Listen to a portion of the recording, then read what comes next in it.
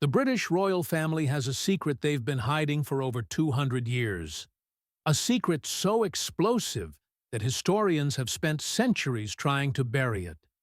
What if I told you that the grandmother of Queen Victoria, the woman whose bloodline runs through every single living British royal today, was black? Her name was Queen Charlotte. And this is the story they never wanted you to know. Walk into the royal collection today, and you'll find dozens of portraits of Queen Charlotte. But here's what's strange. They don't all look like the same person.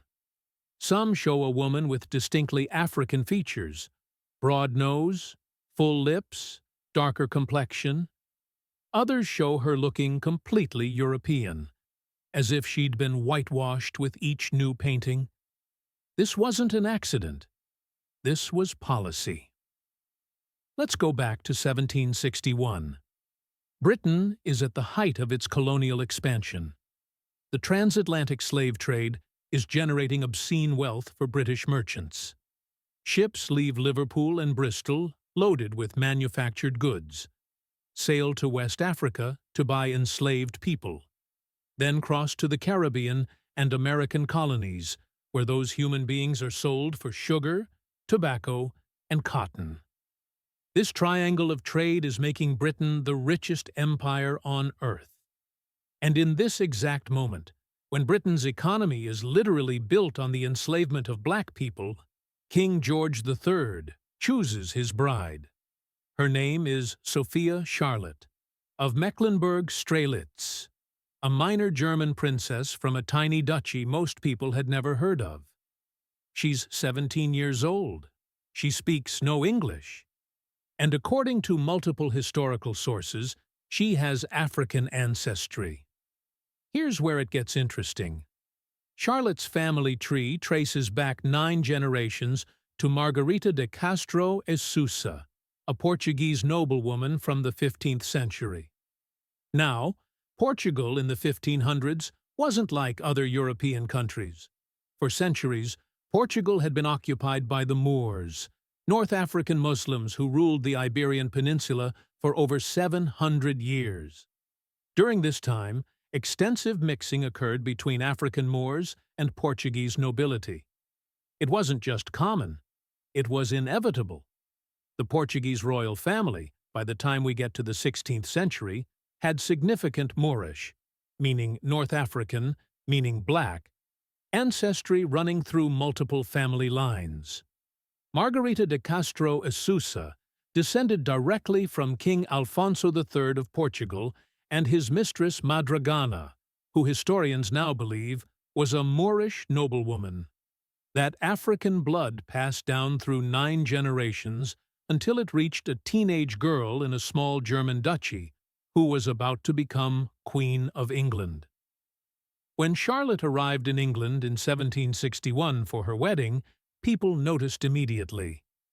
Sir Walter Scott, one of Britain's most famous writers, didn't mince words. He described her as having a true mulatto face. A mulatto face. That's not ambiguous language. The physician Baron Christian Friedrich Stockmar, who knew the royal family personally, wrote that Charlotte was small and crooked, with a true mulatto face. Again, that word, mulatto.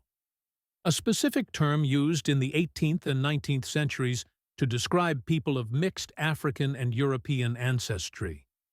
Even Queen Victoria's personal physician, who had no reason to fabricate such details, noted the Queen's Negro physiognomy. These weren't hostile accounts from enemies of the crown.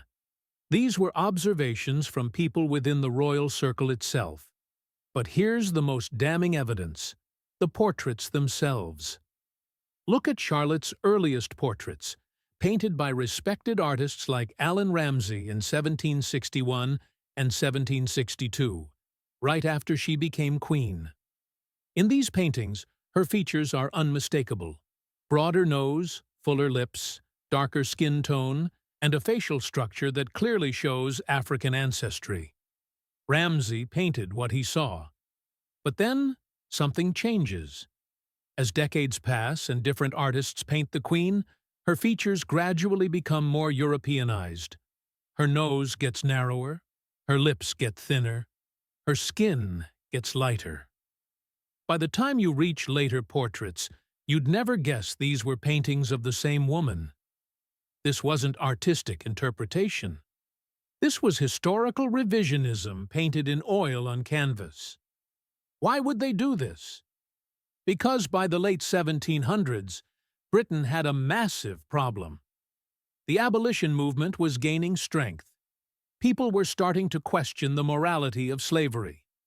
Activists like Olaudah Equiano and Ottobah Cugoano, black men who had survived slavery and learned to write, were publishing devastating first-hand accounts of the slave trade's horrors.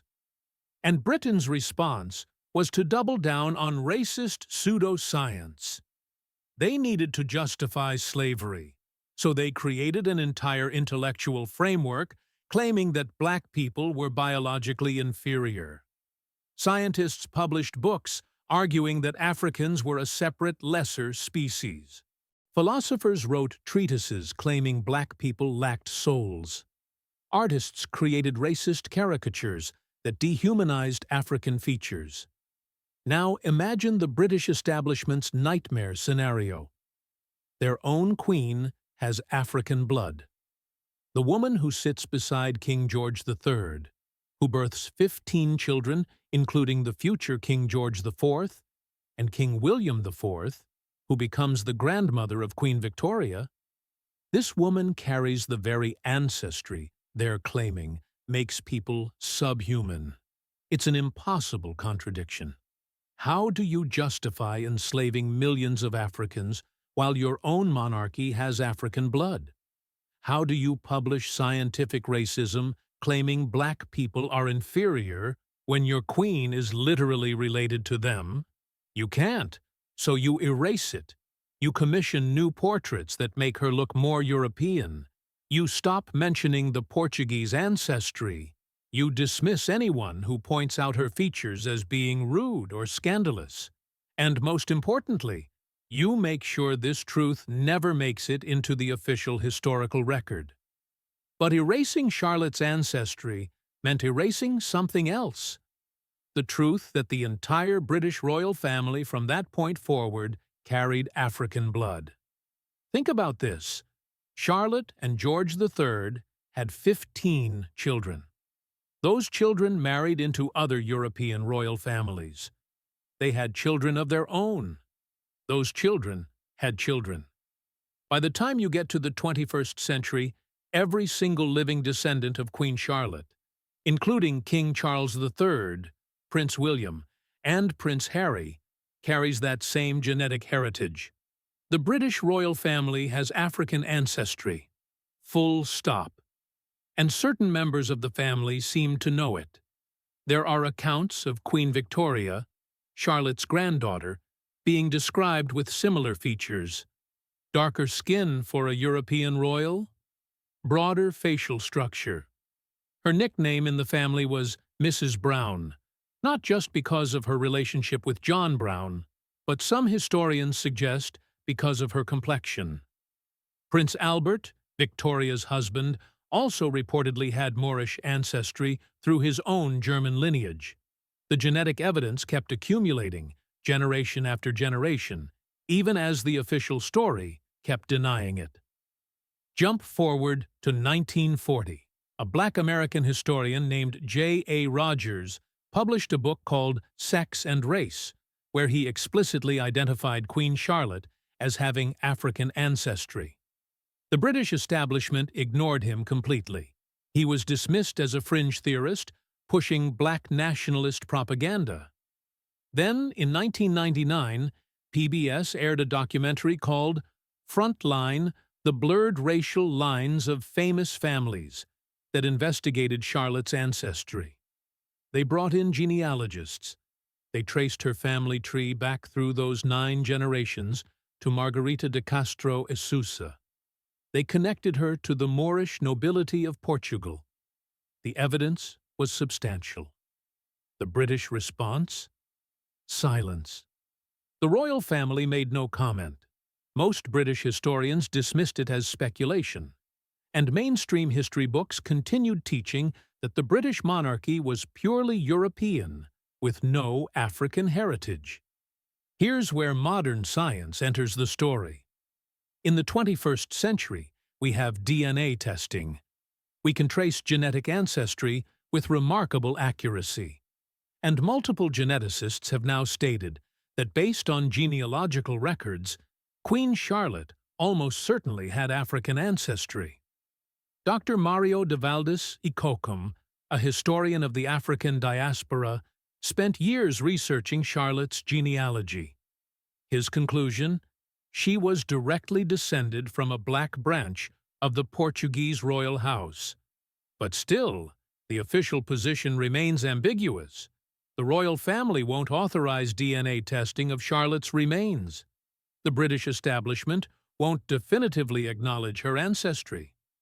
The textbooks still don't teach it. Why? Because admitting Queen Charlotte was black means admitting something even more uncomfortable. The entire British royal family has been of African descent for over 250 years, even as the British Empire was enslaving, colonizing, and claiming the biological inferiority of African people across the globe. Here's the question nobody wants to ask. Did Queen Charlotte herself know? The answer is almost certainly yes. She would have known her own family history. She would have been aware of the Moorish ancestry and her Portuguese lineage. And based on her actions, she seems to have acknowledged it in subtle ways. Charlotte was unusually sympathetic to black people for someone in her position. She personally supported Olaudah Equiano and his abolition work, extraordinary for a queen whose husband's government was profiting from slavery. She showed interest in African culture and collected African art at a time when such things were considered primitive. Some historians have even suggested that Charlotte's famous interest in botany and her creation of Kew Gardens was influenced by African botanical traditions passed down through her family's Moorish heritage. She created one of the world's greatest botanical collections, preserving plants from Africa and around the world. She also reportedly faced mockery from the British aristocracy about her appearance. There are accounts of nobles making cruel comments about her looks, using coded racist language. She would have understood exactly what they meant. Charlotte lived her entire adult life knowing a truth that the empire around her was desperately trying to hide. She was black. Or at the very least, she was mixed race. And she sat on the throne of an empire that enslaved people who looked like her ancestors. Now here's the twist that changes everything. In 1865, the American Civil War ended, and slavery was abolished in the United States. In Britain, slavery had been abolished in 1833. Both nations spent decades claiming they'd done the moral thing, that they'd freed the enslaved and moved past racism. But in 1865, Charlotte's granddaughter, Queen Victoria, was at the height of her power. She was Empress of India. She ruled over hundreds of millions of colonized people of color. The British Empire was extracting wealth from Africa, Asia, and the Caribbean while claiming that Europeans were racially superior and bringing civilization to savage peoples. And the woman presiding over this entire racist imperial system was the granddaughter of a black queen. She carried African blood while her empire enslaved African people. She benefited from racist ideology while being part of the group that ideology claimed was inferior. The hypocrisy is staggering. But it gets worse. Every single British monarch after Charlotte descended from her. George IV, her son. William IV, her son. Victoria, her granddaughter. Edward VII, her great-grandson. George V, Edward VIII, George VI, Elizabeth II, and now Charles III, all descended from Queen Charlotte, which means the same royal family that presided over colonizing Africa, that created racist laws in their colonies, that benefited from centuries of anti-black racism. That family has African ancestry running through every generation. Prince Harry married Meghan Markle, a biracial American woman with black heritage. The British tabloids attacked her viciously, with racism that was barely coded. They called her exotic. They criticized her looks. They treated her as an outsider, contaminating the pure British royal family. But Meghan wasn't bringing black ancestry into the royal family. It was already there. It had been there for 250 years. Harry was already of partial African descent. Their children were simply continuing a heritage that had never actually left. The entire racist backlash against Meghan Markle was based on a lie. The lie that the royal family was purely white European. The lie that had been maintained through centuries of painted portraits, rewritten histories, and deliberate erasure. Here's the truth that makes this story so dangerous to acknowledge. If the British establishment admits Queen Charlotte was black, they have to admit that the entire ideological foundation of British colonialism was based on a lie. They told themselves and the world that Europeans were superior, that white skin meant civilization, intelligence, and the right to rule. They used this lie to justify enslaving millions, colonizing continents, and extracting wealth that made Britain rich beyond measure. But if their own queen was black, then everything falls apart. How can you claim racial superiority when your monarch doesn't meet your own racial criteria? How can you enslave people based on their African ancestry when your king's children have that exact same ancestry? The answer is, you can't. So you hide it. You paint over it. You dismiss the evidence. You call anyone who mentions it a conspiracy theorist or an activist with an agenda. But here's what they couldn't hide: Charlotte's legacy in other ways. Kew Gardens, which she expanded, became one of the world's most important centers for botanical science, preserving thousands of African plant species. The town of Charlotte, in North Carolina, founded during her reign, was named after her, and would later become a major city in the American South. Her children and grandchildren spread her genetic heritage throughout European royalty. And, most importantly, the truth survived. In oral histories of black communities who always knew, in the genealogical records that careful researchers preserved, in those early portraits that showed her real face before the whitewashing began. Here's why this matters beyond just one queen. Queen Charlotte's story is proof of something much larger: that racial categories are social constructs, not biological facts. She was considered European enough to marry a king, but she carried the same African ancestry that was used to justify enslaving millions. The difference wasn't genetic. It was political.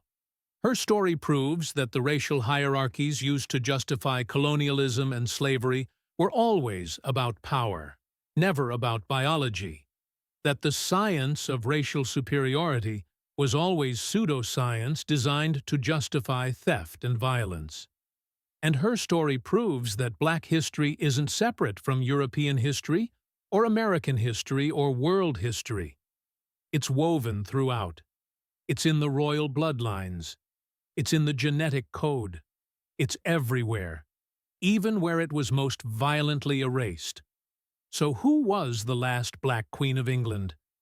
Technically, it was Queen Elizabeth II, who died in 2022, carrying the same African ancestry that Charlotte brought into the royal line. But that's not the full answer. The real answer is, there never was a last Black Queen, because the British establishment never acknowledged there was a first one. They successfully erased Queen Charlotte's African heritage from the official record.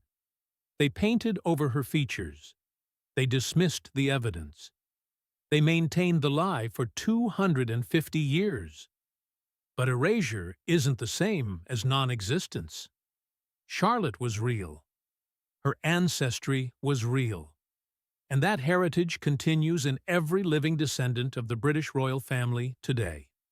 This story isn't just about one queen.